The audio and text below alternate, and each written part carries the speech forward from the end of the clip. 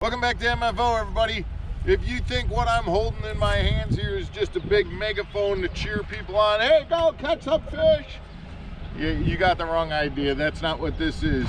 What I got here is a flogger, and we're out here on Lake Geneva, and we're going to show you how to use a flogger.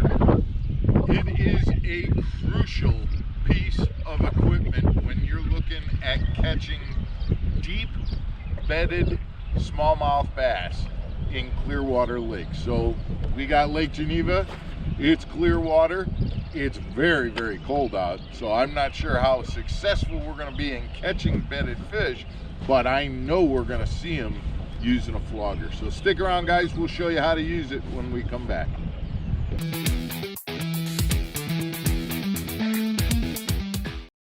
Welcome back to Mark Fisher Outdoors, everybody. I'm Mark Fisher.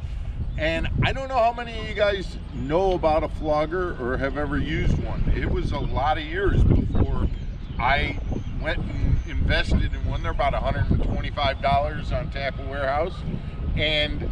But what you can do with it is really, really amazing. It's basically like putting on a scuba mask or a snorkel mask when you're diving. The clarity is perfect. It takes out all the ripples, all of the wave action on the surface, and allows you to look through the water and see what's there. And so if you've got a smallmouth who's bedded in 12 to 18 feet of water, you're able to see through that clear water and see that bed. Let me give you a look at what it's like. We took some footage through the flogger. Let me show you how this looks.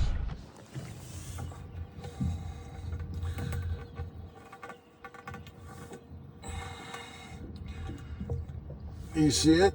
Yeah. There it is. It's at the top. Far away from the rock, right? In front of it. Should come right now. Right below you.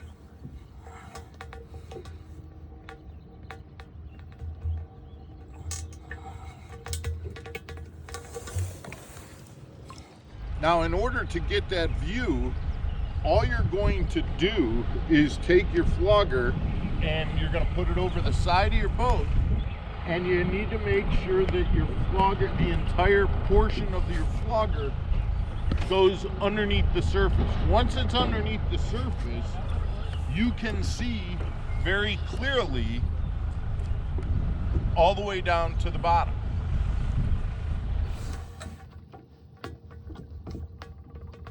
See the rock, I don't see the fish. He swam off as we approached. He's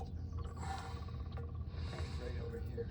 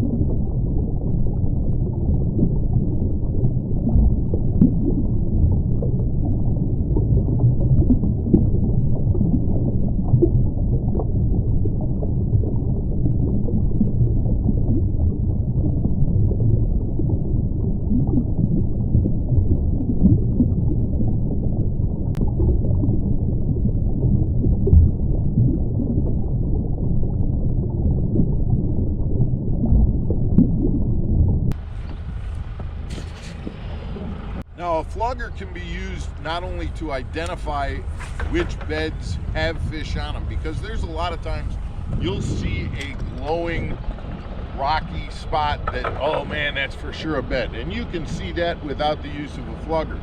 But whether or not there's a fish on it, that's where the flogger comes in, because a lot of times if that bass is sitting over in the dark spot next to the bed, you won't be able to see him 12 feet down, and you'll pass that bed thinking that bed is empty.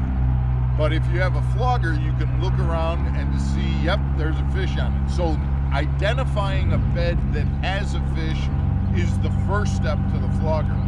If you happen to fish team tournaments, or if you're very skilled, you can actually have one of your teammates hold the flogger and watch as you drop in on the bedded bass. And your teammate can tell, okay, a little to the left, a little to the right, hop it, you know, leave it right there, he's coming for it.